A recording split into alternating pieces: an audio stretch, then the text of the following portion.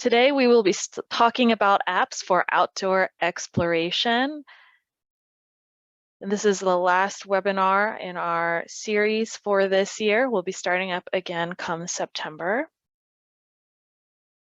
And this is a fun one because we'll be talking about some ways that you can incorporate apps into your outdoor learning experiences to help engage kids in some fun and meaningful outdoor exploration.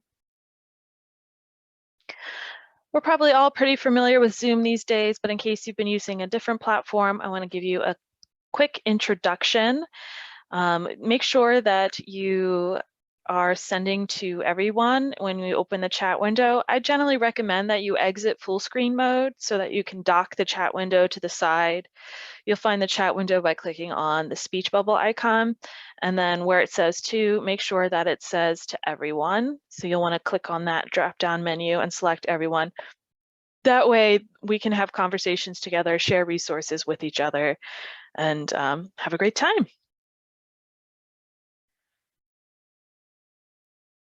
Let's go ahead and test out that chat window.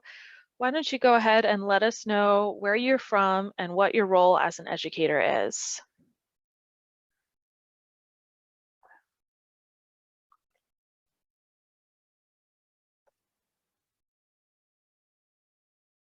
Showing up.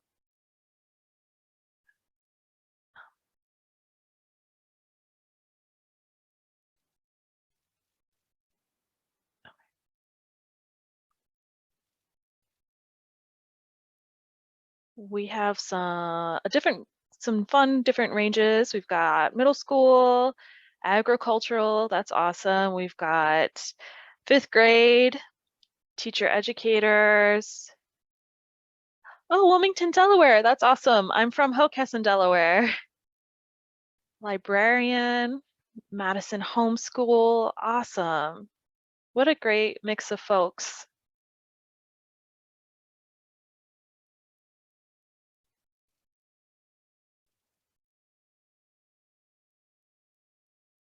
Awesome. Thank you all so much for joining us today. So we are coming to you from the Cornell Lab of Ornithology, where our mission is to interpret and conserve the Earth's biological diversity through research, education, and citizen science focused on birds. I am happy to report that it is a gorgeous day here in Ithaca. It was raining earlier, but it's cleared up a bit, and it is just as lush and green as it looks in that photo, probably more so now. And I am Kelly Schaefer, the outreach coordinator for the K-12 team, and I'm joined by Susan Licker, our education specialist. She'll be in the chat window sharing links and answering questions.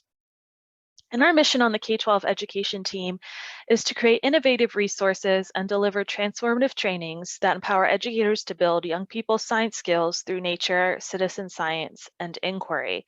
And we're going to be talking a lot about the nature and citizen science pieces today as we go along. We'll be talking about some of the advantages and disadvantages of using technology in outdoor learning. We'll define citizen science and talk about a couple of different projects. And then we'll share some free apps that support those projects and outdoor exploration. So before we get started, I'm just wondering what you all are thinking about. What are some of the advantages and disadvantages of using technology outdoors? What are some things you think about before you use it? What are some things you worry about or you hope to achieve? So please share your thoughts in the chat window about some of those advantages and disadvantages.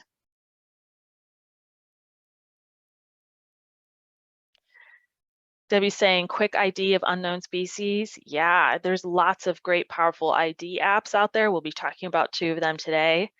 Chris is saying rain. Yeah, that can be a disadvantage, right? It's hard enough to take notes on paper when it's raining outside, let alone use a piece of expensive outdoor technology. Another disadvantage that Robin is mentioning is that students may not have access. You might not have Wi-Fi reach or data plans available. And then if you're working with, certain age groups of kids, you're going to need parental permission to download apps. Those are all great points. Jody's mentioning that kids can get distracted by devices, for sure. An advantage I'm seeing from Robin is that you can pique curiosity, help students find answers, take pictures and document what you see, use things like Merlin to ID birds easily. Yeah, we will be talking about Merlin today for sure.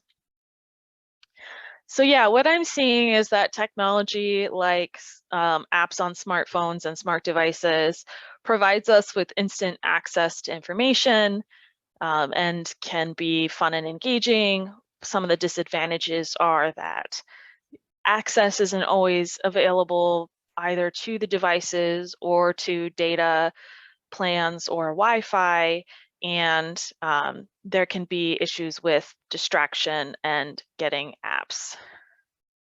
Yeah. So unfortunately, I don't have the magic solution for the connectivity issue. Thankfully, a couple of the apps that we'll be talking about today have some workarounds for those things. So I'll try and make sure I mention those. If I don't, call me out in the chat window. And I really love hearing you talk about these things because I can tell you're thinking right along the same lines as what a lot of the research says about incorporating technology into our outdoor learning experiences. So some of the benefits of technology is it allows us to enhance learning. So it provides immediate context for the information that we're collecting. You can see it go into a database. You can look up other sightings around you. So it makes you feel really connected to what's going on around you, helps you build connection to your local environment as well. Some citizen science projects have a community aspect, so participating in those through the app can create connections to folks in your local area as well. And also it allows you to chase down things that you're interested in and personalize learning. It also extends the reach, so it can reach broader audiences. Just anecdotally, I've seen technology reach kids who maybe aren't like super interested in nature on their own, but if they're able to use technology, they can become really into it. So for example, on a water quality study, I was talking to an educator and they were saying that they had this amazing experience where a student was in the back of the group, not really participating, not really interested, and she gave them the device to record the data that they were collecting. And suddenly this kid became the hub of the action. Everybody was coming to them to report information. They got super into using the app and inputting the data. So it can draw in kids who maybe have an interest in technology and computers and how those things work and help them build connections to nature. So it can be a bridge for those kids, which is really cool. It also helps us reach a lot of our goals as educators. For 4-H and outdoor learning programs that have STEM goals, we can reach some of those by participating in citizen science and using technology. It also helps us meet NGSS standards. So I did some research in my master's looking at why folks were using technology in the environmental education field, which meant I got to interview a lot of educators. And one theme that came up again and again is that one of the reasons to use technology is that it's just our future. It just is. So we need to be able to use it and embrace it and keep up with the times and find constructive ways to utilize technology. But there are some better ways and some worse ways to incorporate technology. For example, it must add value, not simply replicate something that you could do otherwise. So if there are great apps out there that are like field guides, and they can be really useful in your own practice, but they tend to be a little less useful when you're in an education setting if there isn't some added thing that only the technology can do.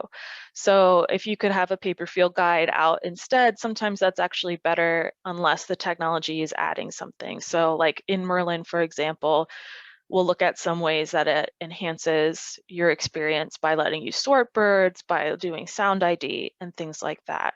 And the reason that is because of some of the things that you mentioned. You don't need connectivity to use a book, and the books are a little less distracting.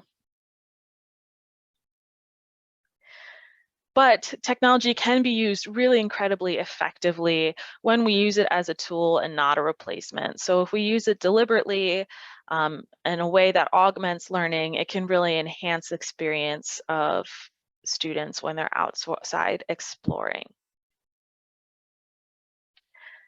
And so citizen science is a really great way to incorporate technology because it kind of answers some of these why is this important questions. So it provides some of that enhancement.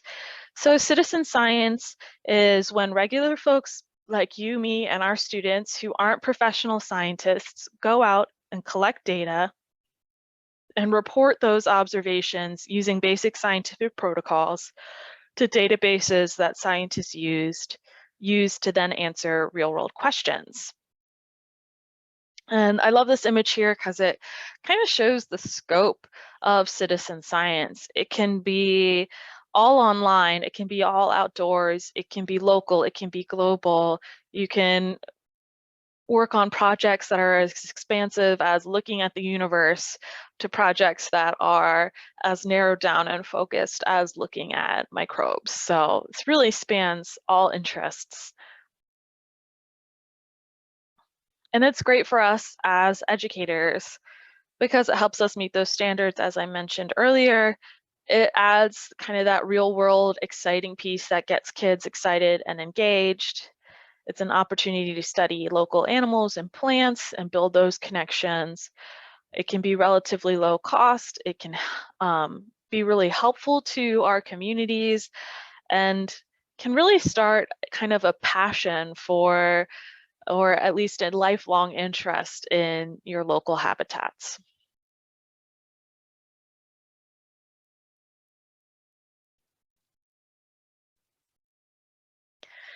All right, so whenever I talk about citizen science, I have to throw this image up there. So if you've been in one of our webinars before, you've probably seen it.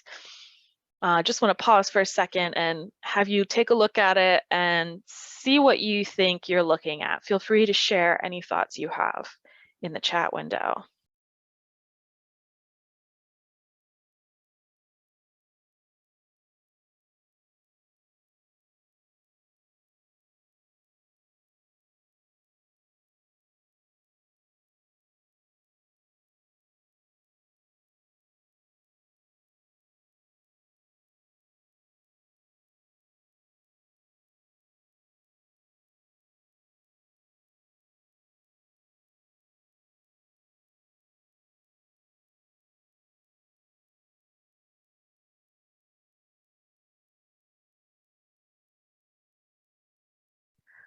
Awesome, you all are on the right track. I'm seeing a lot of guesses that have to do with data being submitted to citizen science projects, and you are right.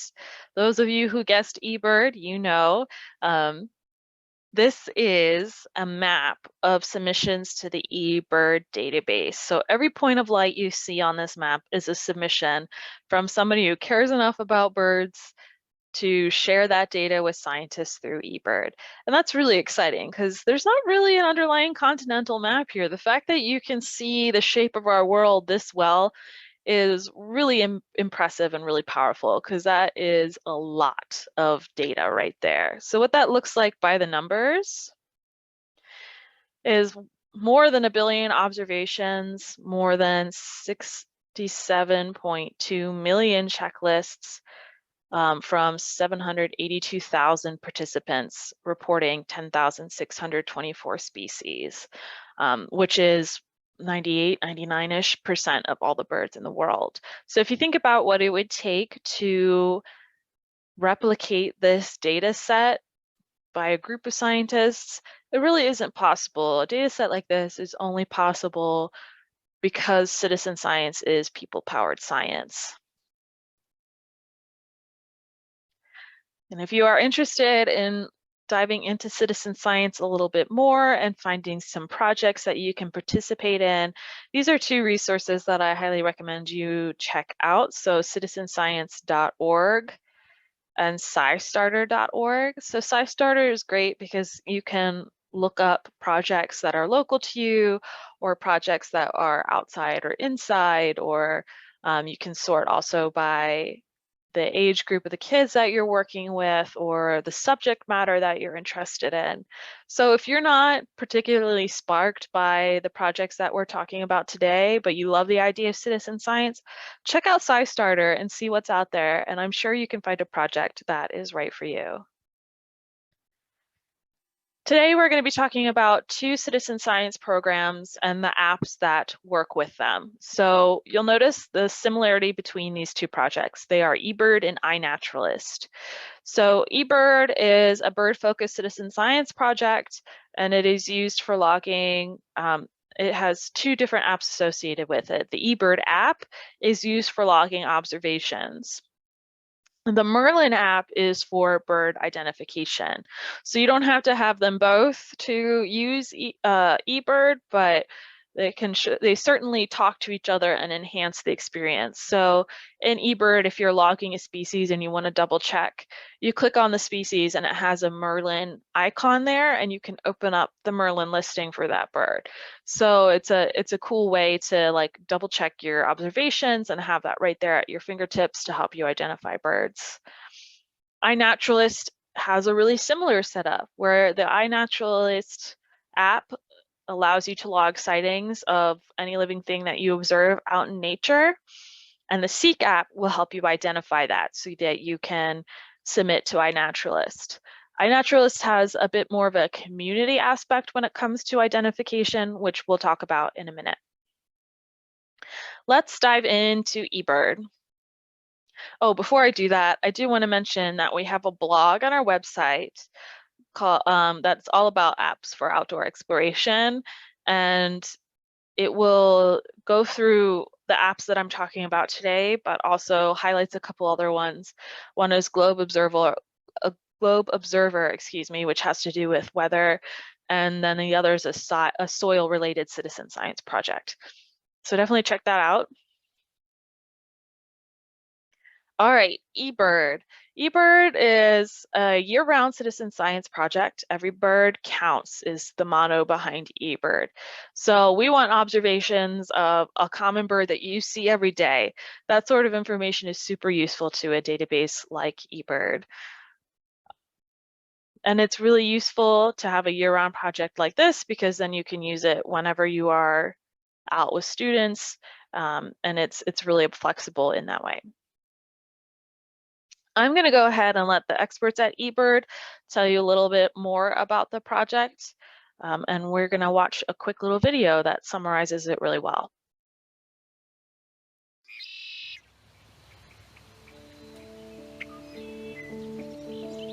Every day, millions of people around the world enjoy watching birds and recording their sightings. What if there were a way to take all of these observations, yours, ours, everyone's, and put them all in one place? If we could do this, we would fundamentally transform not just birding, but science and conservation. From this idea emerged eBird. Put simply, eBird is a way for anyone around the world to store their birding observations, their photos, their sound recordings, and make them available to educators, scientists, and birders. It's incredibly easy to use, and it's incredibly powerful. All you do is let us know where you went birding, when, how far you traveled, and what you saw. It's powerful because hundreds of thousands of people all around the world are doing it, and it's growing. eBird already safeguards 500 million sightings, information that allows all of us to understand the movements and needs of birds at global scales. eBird maintains your lists for you and shares them with other birders from around the world. By sharing, it's now possible for anyone, anywhere, to find your target birds and the best birding hotspots any time of the year. Before eBird, there was no way to comprehensively understand population-level movements of many species. By combining your sightings with remote-sensed habitat data from NASA, we're able to generate species distribution models that provide an unparalleled view of where and when birds are in the landscape. Scientists and students all over the world are now able to use eBird datasets for their research at a variety of spatial scales. These observations help inform better conservation strategies, opening the door to the future of bird conservation. And this is just the beginning. With the help of millions of people who come to eBird each year, we are creating a free, open access system that is easy to use, fun, and rewarding. Rewarding for birders, for scientists, for conservationists, and ultimately the birds themselves. Go to eBird.org or download eBird Mobile to get started, all for free. By joining eBird, you're joining a global team of people that share your passion for birds. Be a part of it.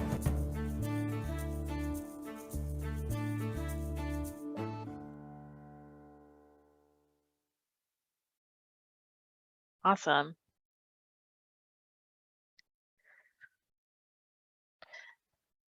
So you may have noticed this map appearing briefly in the eBird video, and I did want to share it with you for a second because this is the sort of thing that we can generate when we have a massive data set like the eBird data set.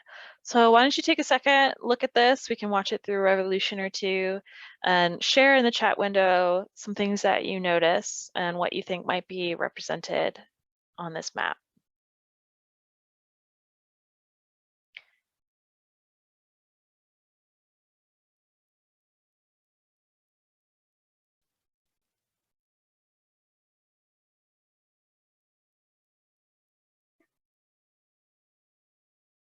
Got a couple guesses coming in. Folks saying migration.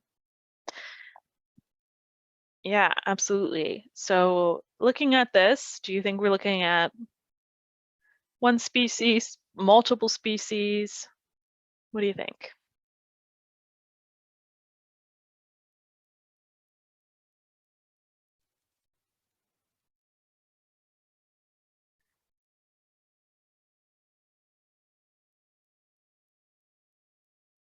Yes, multiple.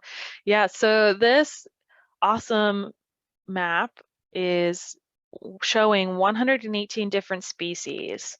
And the really cool thing about it is that each dot you're looking at represents the geographic center of that species range on that particular day.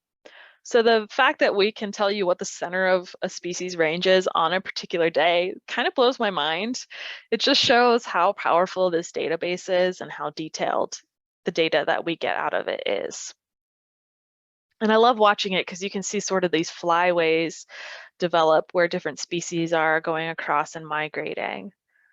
So this is what your eBird observations go towards. These are the sorts of things that they help us do. And we can do these things on a species level as well, where we can start to identify like critical habitats for particular species through these models. All right, so let's talk about what it takes to submit to the eBird database. There are two ways to submit. There's the app, which we saw demonstrated a little bit in the eBird video. And then there's online. So if you prefer to do a paper checklist, you can. I do recommend the app if you have that technology available because it's going to answer a couple essential questions for you. So when we are doing an eBird checklist, there's several things we need to know. The first is, where did you bird? And using the app will do that for you. So it's going to know your location if you have that enabled for this app. The second thing it will do is keep track of the time that you are out there and how far you travel. And so those two pieces of information go into the date and effort category. So they help us calculate the effort of your walk so we can kind of standardize these observations and weight them differently when we examine the database and do some of these heavy model work. And then, of course, we want to see what type of observation you were on. So was it a traveling count? Were you out walking along a trail? Was it stationary, like you're watching a bird feeder?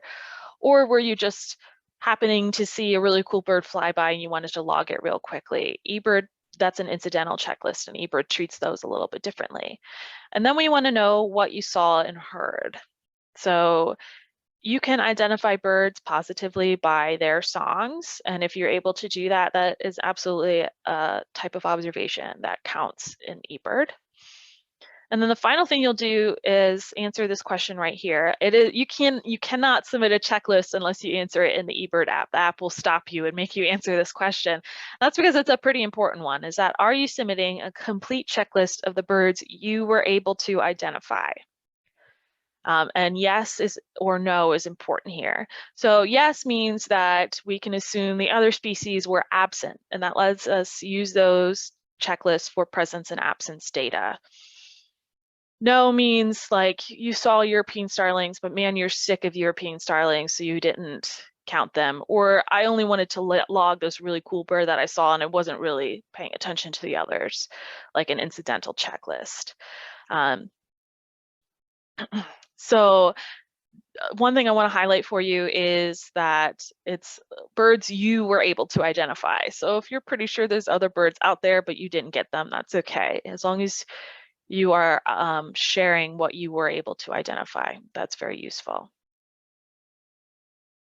If you want to learn more about eBird and how eBird works and what we do with the data, there is the eBird Essentials online course through Bird Academy. It is a free course, takes about 3 hours to do. I do highly recommend it. It will tell you everything you need to know to participate in eBird with confidence.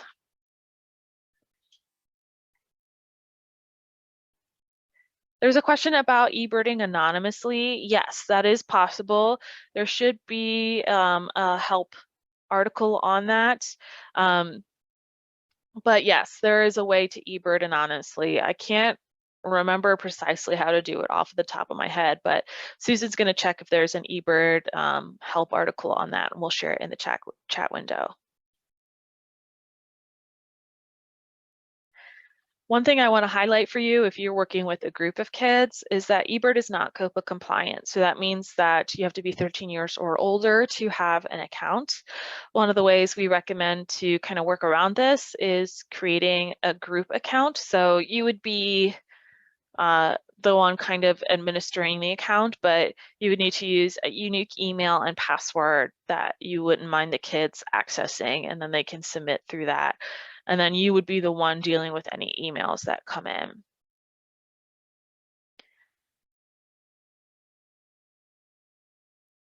You do want to be sure that you are checking those emails though, because eBird will address questions to that email.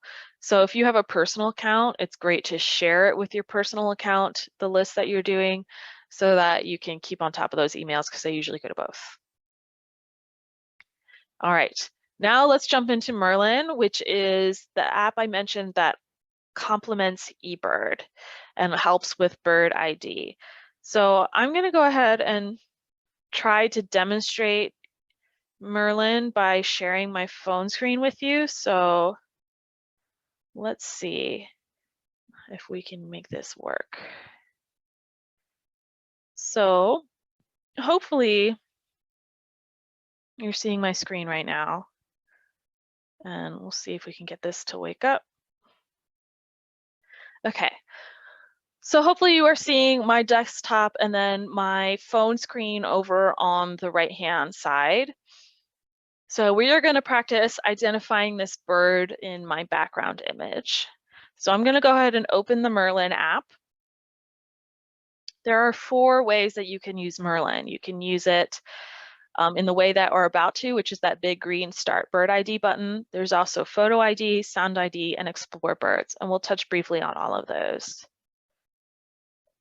So we will go to Start Bird ID. This is the main way that most folks are going to use this app. So first you want to tell where you are observing the bird. I'm going to go ahead and click current location. So it now knows that I'm in Ithaca, New York. It also knows today's date, and I'm going to go ahead and hit next. And then we're going to do what size is the bird. Size is probably the trickiest one to get. So if you go through these questions and you don't see your bird, you might want to go back and fiddle with size. I find that's kind of the place where folks get a little tripped up because size is really hard to tell. It's just hard to tell, especially from a distance. Looking at this image, we can tell that this is not to scale. but we are seeing this bird on like the rail of a fence. So I'm going to go ahead and say that it is a fairly small bird. I'll say between sparrow and robin. I'll hit next. The next question is going to be up to the 3 main colors that you saw. So I see kind of this buffy brown here on the belly. I see orange in the throat and above the beak. And then I see blue on the back. And I'll hit next. What is it doing? Eating at a feeder, swimming or wading. Oh no, where did it go? Sorry folks, give me 1 second. It looks like we got abandoned here.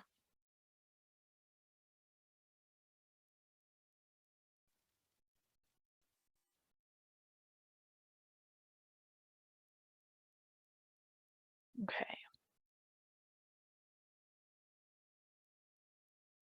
Okay, sorry about that. We're back in business.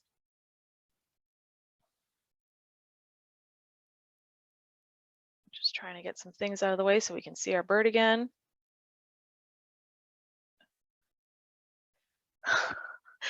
The Zoom controls are making it so I can't move this. Oh, that's so frustrating. Sorry, everybody. I'm going to stop my share for just a second.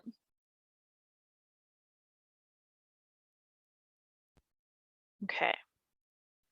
We're going to set this back up. We'll be back in business.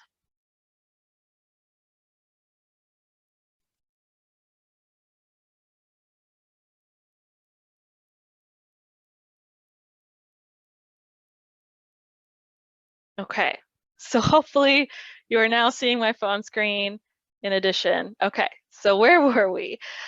What was the bird doing? Eating at a feeder, swimming or wading, on the ground, in trees or bushes, on a fence or wire, soaring or flying. I'm going to say on a fence or wire. This kind of gets at habitat and behavior, which are really useful clues in bird identification. And then we're going to hit identify. And here we can see that I chose the actual Merlin picture of this bird. Yeah, so that pretty clearly is our bird. This is the barn swallow. One of the unfortunate things when I share my screen to the computer is that it cuts off the pictures a little bit and some of the words, but hopefully you're seeing it pretty well. If you were on your phone, you could scroll through the pictures here and see different versions. Oh, geez.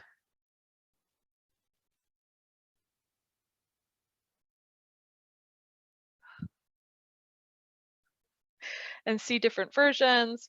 You can also click on this eye for more info. It'll give you a description. You can listen to different sounds.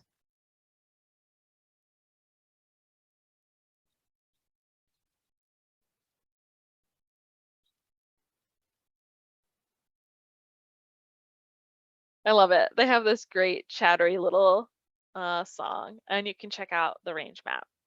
And then if this was correct, you can go ahead and say, this is my bird. I'm not going to do that because I didn't actually see one of these today, but this is how Merlin learns. So Merlin is continuously learning the best ways to help you identify birds. All right. So I'm going to go ahead and hit this home icon. That's going to take me back to the front page of Merlin. So that's one way that you can use Merlin. And we will test that out. Actually, let's go ahead and test it now. So there are a couple ways that you can use Merlin. I'm going to recommend right now that y'all check out All About Birds. So allaboutbirds.org is going to have like a little mini version of Merlin that you can use to go on a Merlin ID challenge with me. So Susan's going to share with you a link in the chat window to allaboutbirds.org, and then you're going to click where it says Bird ID right here. And that's going to pop up this Merlin window. You'll notice that it only has the Start Bird ID as an option. So if you have the capability to open that and continue seeing the screen that I'm sharing, please do so. I would love for you to follow along and identify some birds with me. So we're going to do a little bird ID challenge. So for the location, you're going to put Ithaca, New York. And the time of year, pretty sure you can go ahead and put, oh, this is in December. So you're going to want to put any day in December as the date.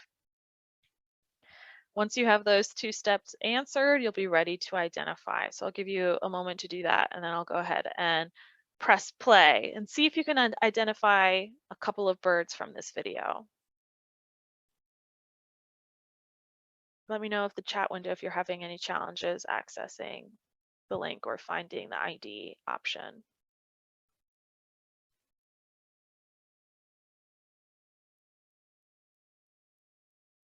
All right, hopefully you're all set up. Let's go ahead and give this a play.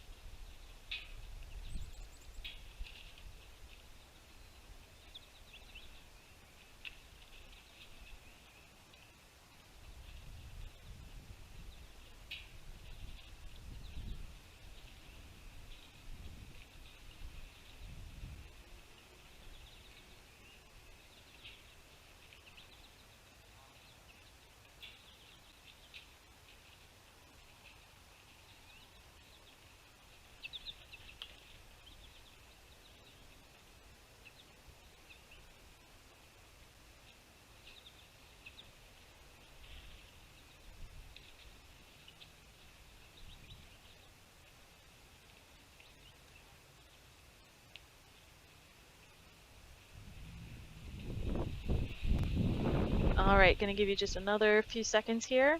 Feel free to share any IDs you've made in the chat window.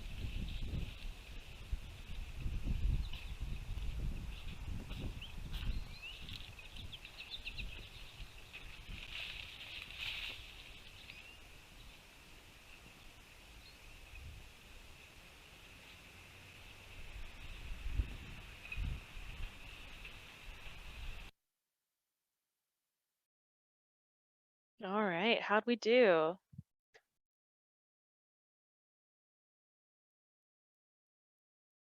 Okay, so we had some woodpeckers come through.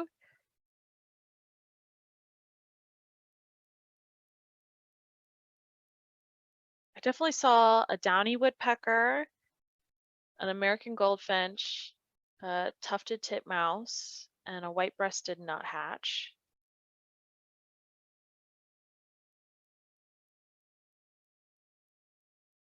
I must have missed the red belly. I see several red bellies though, and I believe you.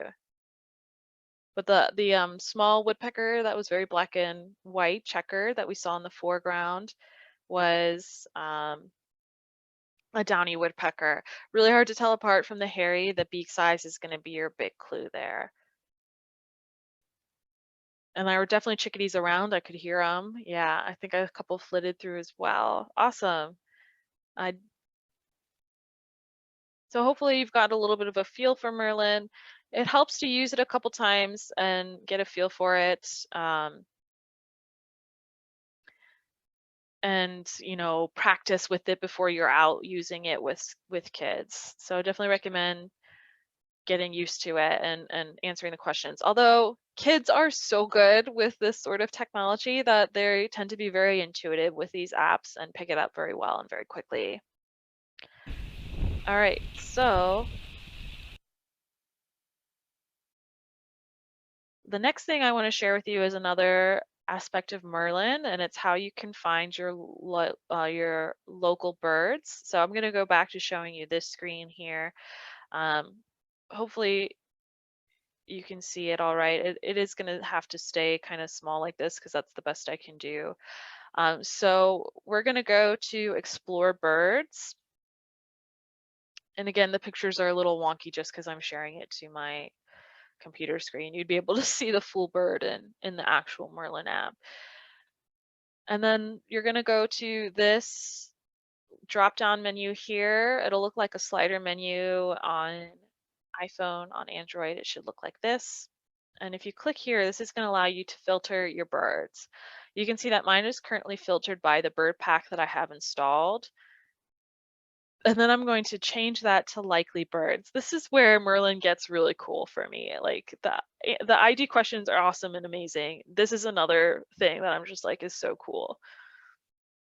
And then I'm going to set it to Ithaca, New York, and then I'm going to set it to today, and I'm going to sort by most likely. What this is going to do is tell me the birds I would be most likely to see if I were to walk outside and do a bird count right now. So that is a really useful tool to help you practice before you go out, to help you know what birds to get your kids familiar with before you start counting birds. So you can see here our list of includes American robin, red-winged blackbird, gray catbird, and American goldfinch. We are sitting in a room at the lab that overlooks the pond, and I've been having to not get distracted by the birds flitting by, but I've seen red-winged blackbird, I've seen American goldfinch, blue jay, which is a little further down the list. I think I've seen a robin. So that's a pretty good sampling. I've also seen a grackle, and here he is just a little further down the list. So this is a really useful tool for you if you're planning to do a unit and you want to look at what birds you might be seeing then and think about what birds you want to have kids get to know. You can change the date. So I could change this to say, let's change it to November. I wonder if I can do the future. Yeah, okay, November. And the list changes a little bit. Now we have black-capped chickadee, blue jay, American crow up at the top. And so if you were in a place where you had a lot of migrants, this could help you figure out what is going to stay year-round if you were going to do a unit in the winter. So this is a really great and useful tool. Another way that you can use Merlin that's pretty amazing and pretty new is Sound ID. So I'll go ahead to the home page. So that's going to be this one here. And that is going to have Merlin listen for birds. And what it does is it generates a list of birds that it's hearing. And then it will, if that bird sings again, it highlights that bird. So it's really cool. And it's actually doing this in a really neat way. And first, let's demo it so you can see it. So I'm going to try playing this recording here. My computer fan is on, so it might be a little hard.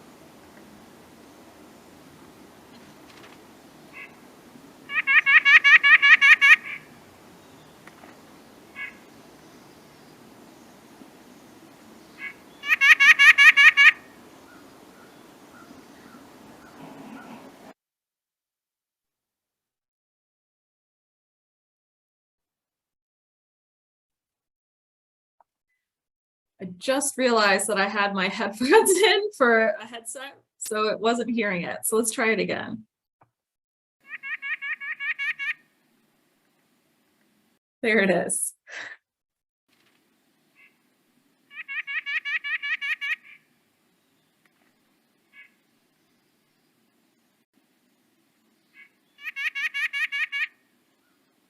All right, so if we scroll through our recording here,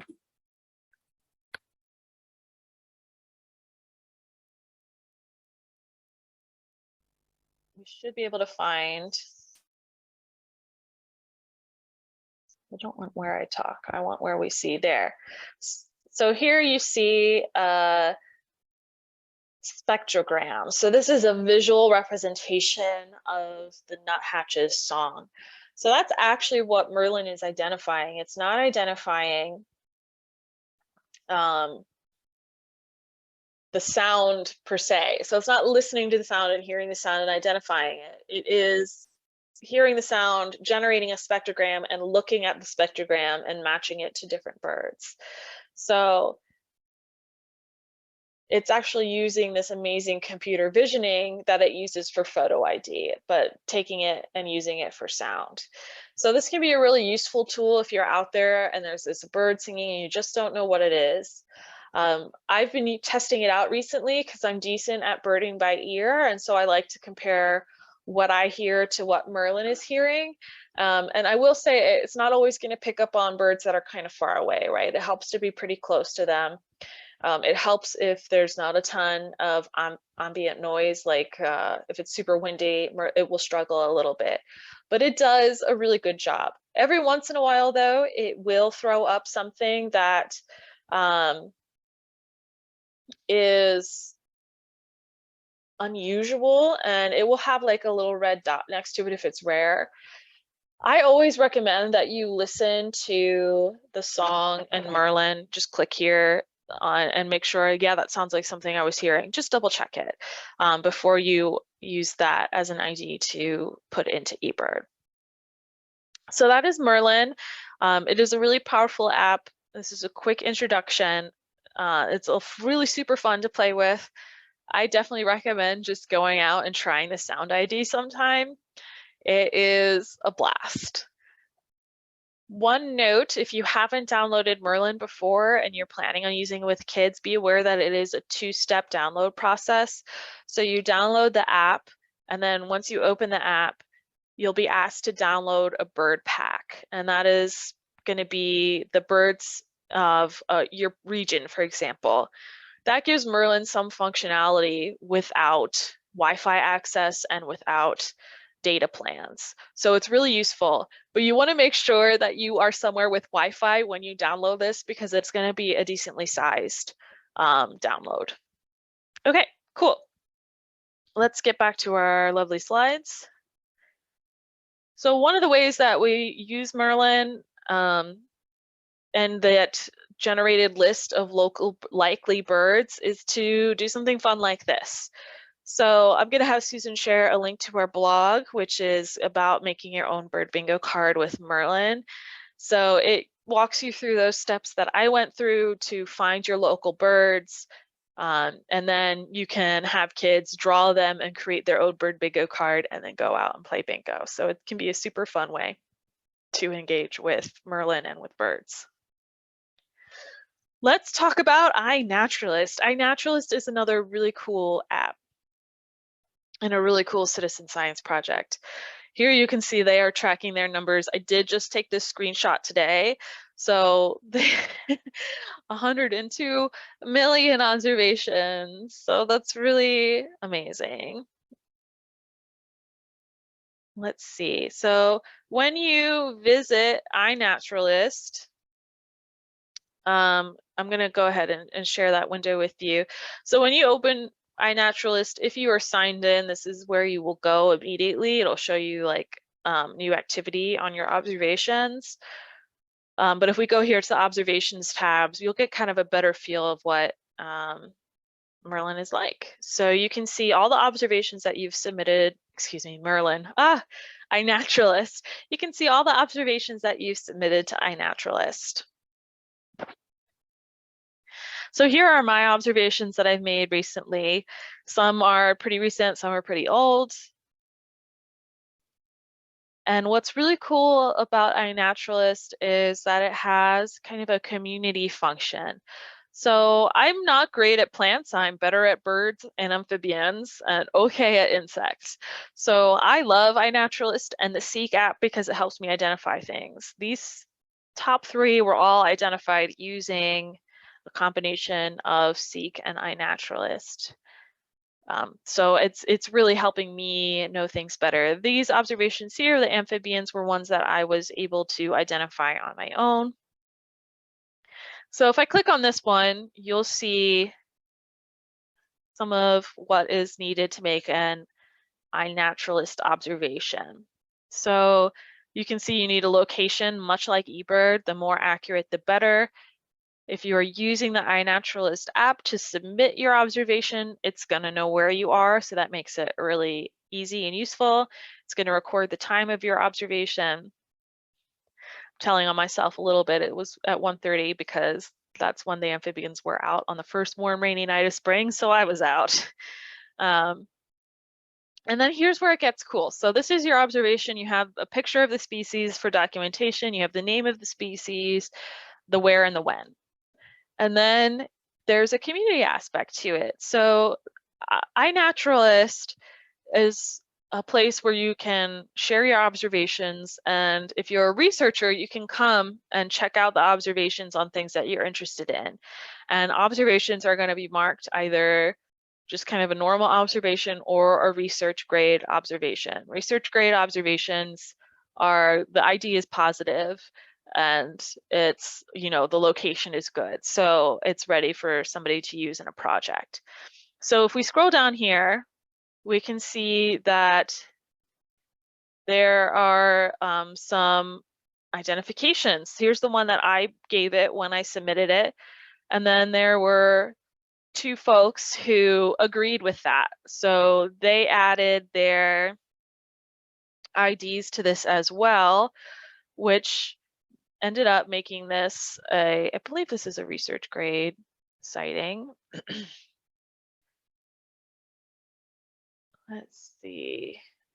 Oh, and you can see that it's been added to a project. So it's been added to Herps of New York State. So this is all happening kind of once you've, here it is, research grade. This all kind of happens in the background. You make your observation, other folks in the community are checking out new observations and confirming them. And if you want to check out observations near you, you can go to the Explore. This kind of brings up random observations from all over, so you can see what's been going on recently. You can also, you know, narrow it down to a region. So I'll go ahead and narrow it down to Ithaca, New York, and then we can see some sightings from our local area. And this would be where you might be able to help confirm a sighting and help it get to research grade, things like that. That is iNaturalist in a nutshell.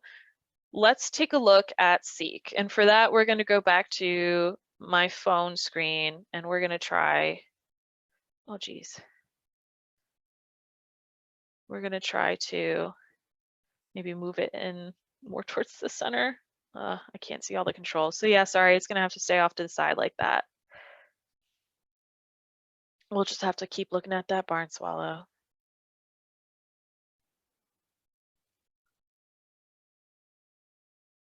Oh, what? All right, let's get out of Merlin.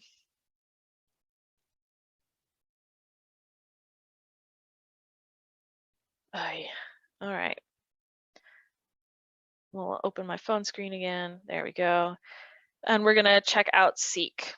So much like Merlin is to eBird, Seek is to iNaturalist. This is the app that is going to help you with identifications. So I picked a couple examples from my garden. and we'll see if we can get an identification. So Seek also uses computer visioning techniques. So I'm going to go ahead and turn on the camera. So you're going to see some of our office space too in the background.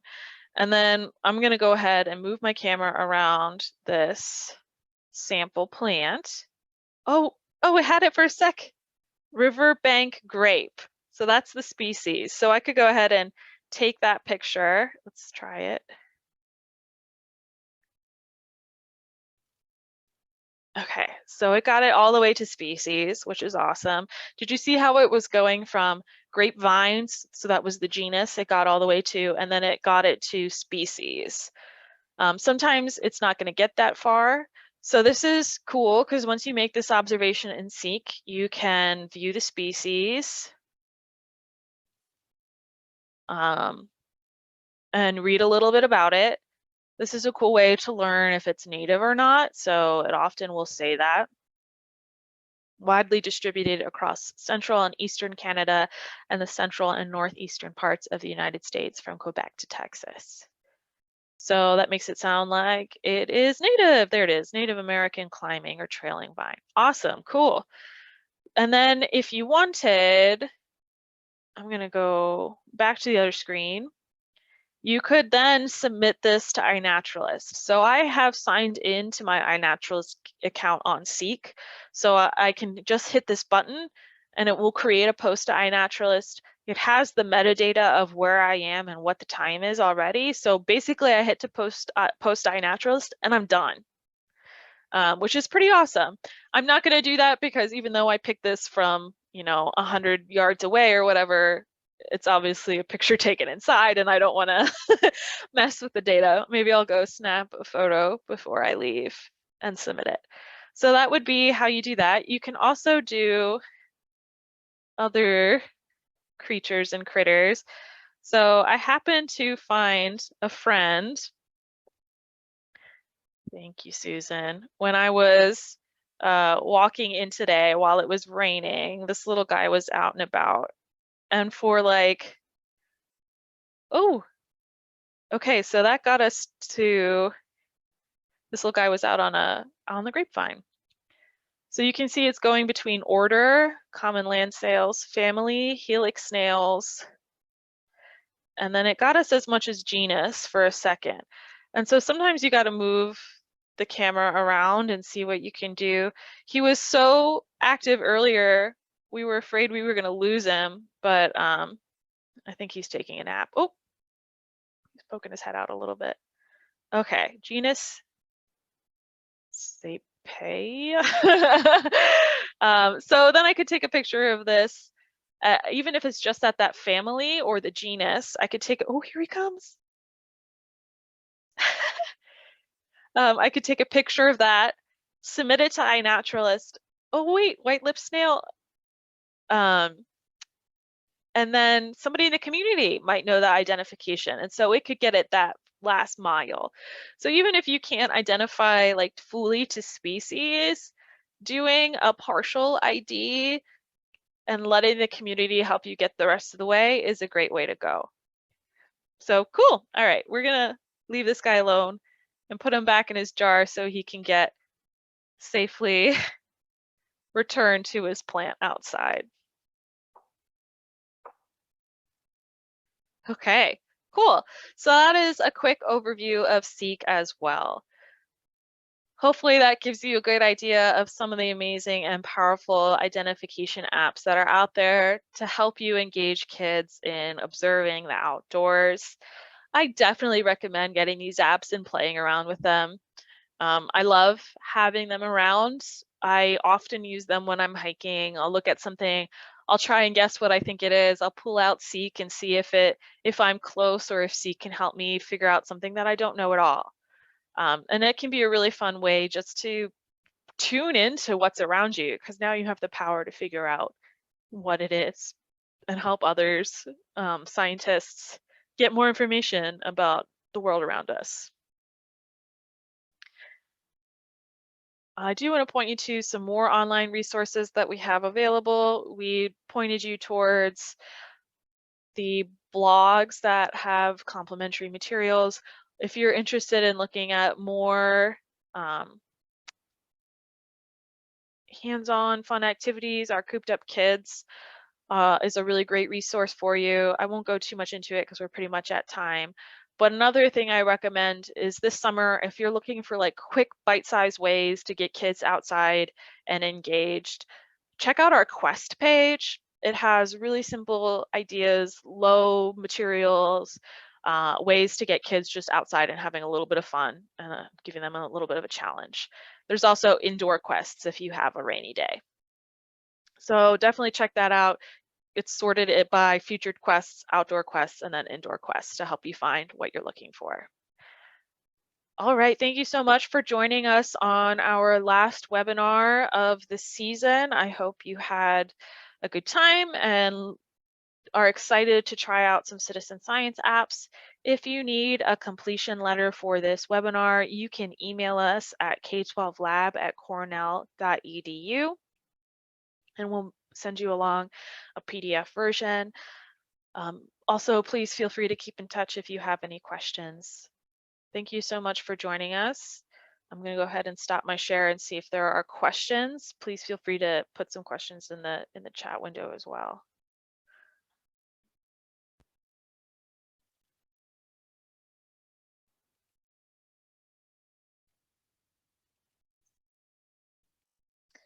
Okay, so we have a question about using Seek without an internet connection. Susan says she thinks she's used it that way. I am not sure. I think I've struggled. What you can do though is take pictures of things in the app and use the same camera function, just take a picture of it. And then once you get back to Wi-Fi, you can open that picture in the Seek app and it will help you identify it. I've even done that with pictures that people send me because they think I know everything in nature. And I'm like, I don't know, let's see if Seek knows, and then I can pretend I know it. No, I always refer them to Seek because I love this app and I think everybody can have fun with it.